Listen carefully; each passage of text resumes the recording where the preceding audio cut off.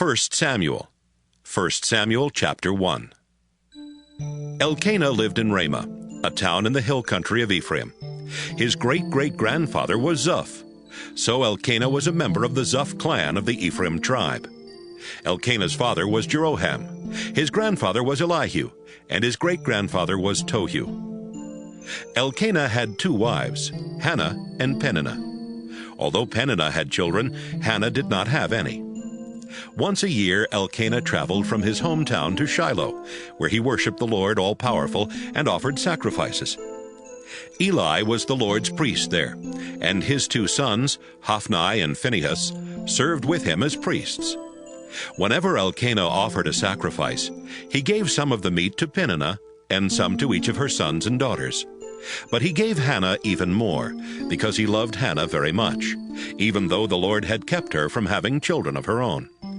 Peninnah liked to make Hannah feel miserable about not having any children, especially when the family went to the house of the Lord each year. One day, Elkanah was there offering a sacrifice, when Hannah began crying and refused to eat. So Elkanah asked, "Hannah, why are you crying? Why won't you eat? Why do you feel so bad? Don't I mean more to you than 10 sons?" When the sacrifice had been offered, and they had eaten the meal, Hannah got up and went to pray. Eli was sitting in his chair near the door to the place of worship. Hannah was broken-hearted and was crying as she prayed. "Lord all-powerful, I am your servant, but I am so miserable. Please let me have a son. I will give him to you for as long as he lives, and his hair will never be cut." Hannah prayed silently to the Lord for a long time, but her lips were moving, and Eli thought she was drunk. "How long are you going to stay drunk?" he asked. "Sober up." "Sir, please don't think I'm no good. Hannah answered. I'm not drunk and I haven't been drinking. But I do feel miserable and terribly upset.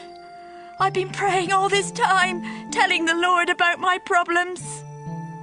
Eli replied, "You may go home now and stop worrying.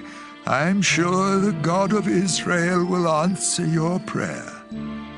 "Sir, thank you for being so kind to me," Hannah said. Then she left, and after eating something, she felt much better. Elkanah and his family got up early the next morning and worshipped the Lord. Then they went back home to Ramah. Later the Lord blessed Elkanah and Hannah with a son. She named him Samuel, because she had asked the Lord for him. The next time Elkanah and his family went to offer their yearly sacrifice, he took along a gift that he had promised to give to the Lord.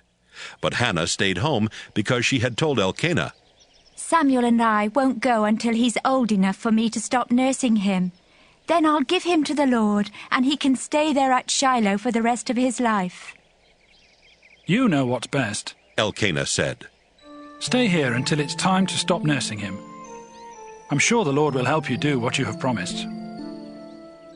Hannah did not go to Shiloh until she stopped nursing Samuel. When it was the time of the year to go to Shiloh again, Hannah and Elkanah took Samuel to the Lord's house. They brought along a 3-year-old bull, a 20-pound sack of flour, and a clay jar full of wine. Hannah and Elkanah offered the bull as a sacrifice, then brought the little boy to Eli. "Sir," Hannah said, "a few years ago I stood here beside you and asked the Lord to give me a child. Here he is. The Lord gave me just what I asked for. Now I am giving him to the Lord, and he will be the Lord's servant for as long as he lives."